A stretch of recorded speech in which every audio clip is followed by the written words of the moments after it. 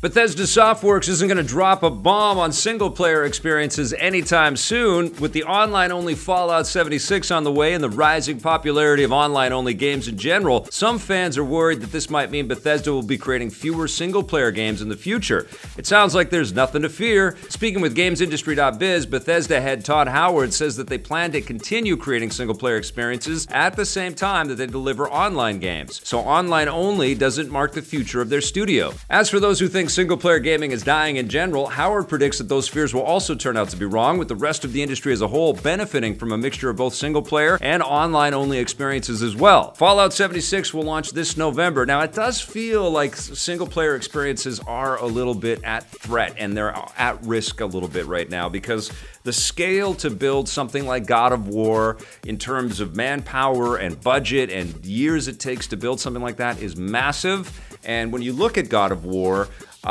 you see it come out of the gate with lots and lots of sales and people talking about it, but then within a couple of months, people are not really communicating about this game as much as they kind of should be. It's a phenomenon. But these online games have the ability to constantly be in your face. Games like Destiny and what Ubisoft is doing, they have this ability to be ever present in people's lives. Overwatch.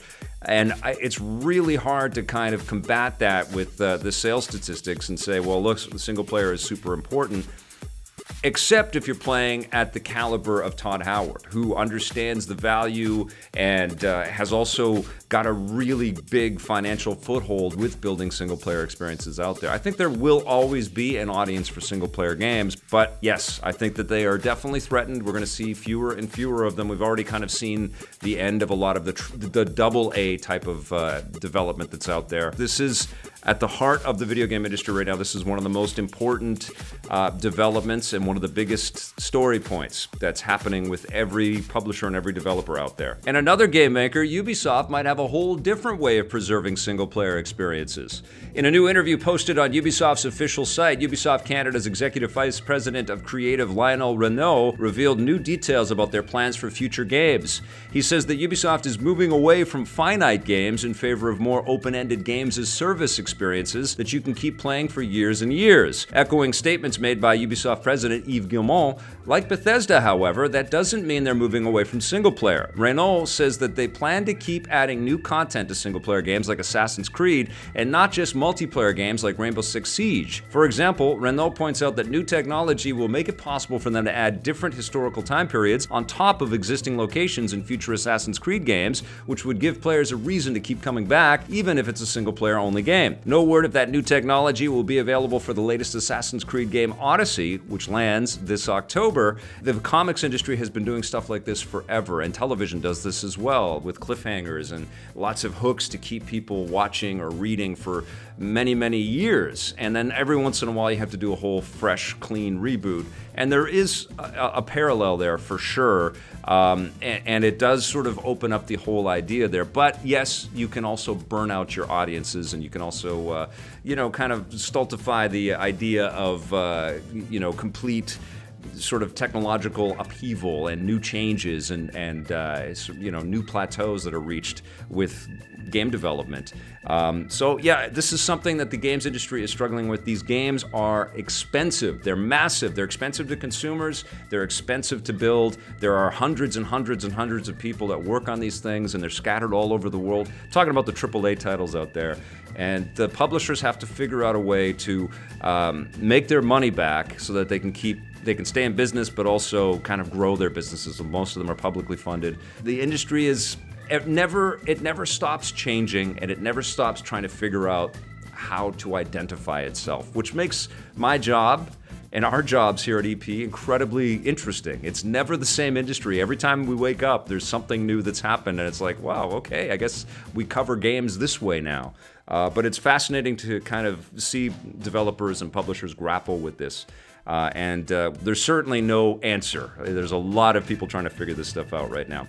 But speaking of monetization, Netflix is experimenting with a new subscription tier. The streaming giant has begun testing a new higher tier service called Netflix Ultra. It allows users to stream Ultra HD video and audio on up to 4 separate devices simultaneously, while the existing basic, standard, and premium plans only allow for 1, 2, or 3 screens respectively. In a statement to CNET, Netflix says that they need to continuously test out new things like this in order to see what consumers want and stay up to date with new viewing trends. Right now, Netflix Ultra is only available in certain parts of Europe and is priced at 17 euros per month, which works out to about 26 bucks Canadian. It's unclear when or if it will find its way to other territories after this test run is finished. And the other thing that's probably going to happen too is Netflix is dealing with a lot more competitors already entering into the scene, but a lot on the way as well, like the DC service and the Disney one that's coming.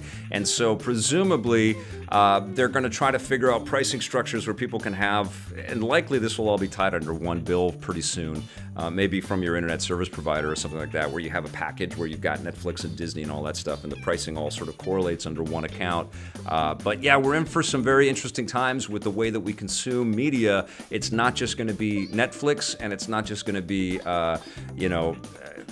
unlimited bandwidth, I think, for a lot of people very soon.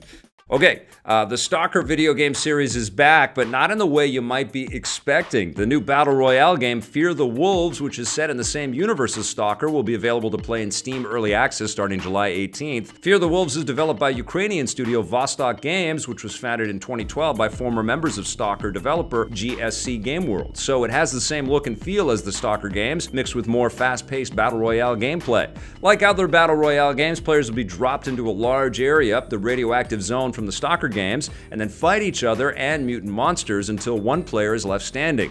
No word on how long Fear the Wolves will stay in early access until the final version arrives. This isn't the only new Stalker game on the way, or is it? Earlier this year, Stalker 2 was announced by a restructured GSC Game World, although there are conflicting reports about whether or not the game is really in development or if it will ever see the light of day.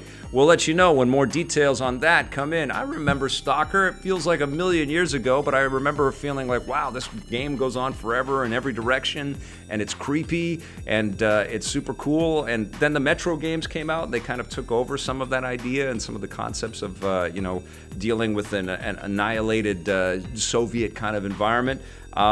This will be cool to see what happens with another Battle Royale game coming into the mix here. I think we're going to have too many Battle Royale games to choose from. I think, honestly, it's going to be the Battle Royale of Battle Royale games in 2018. And I don't know if it's only going to be one that's left standing Fortnite, but I think we're probably going to see a lot of interesting games come and die very quickly. I'm not saying that Fear the Wolves is going to be that game, but yeah, clearly the Stalker franchise or the Stalker universe is ripe for lots of cool content out there, and we'll follow this story and we'll let you know, and maybe one day on this show we will play Fear the Wolves. But right now, it's time to look back in time at this day in everything cool.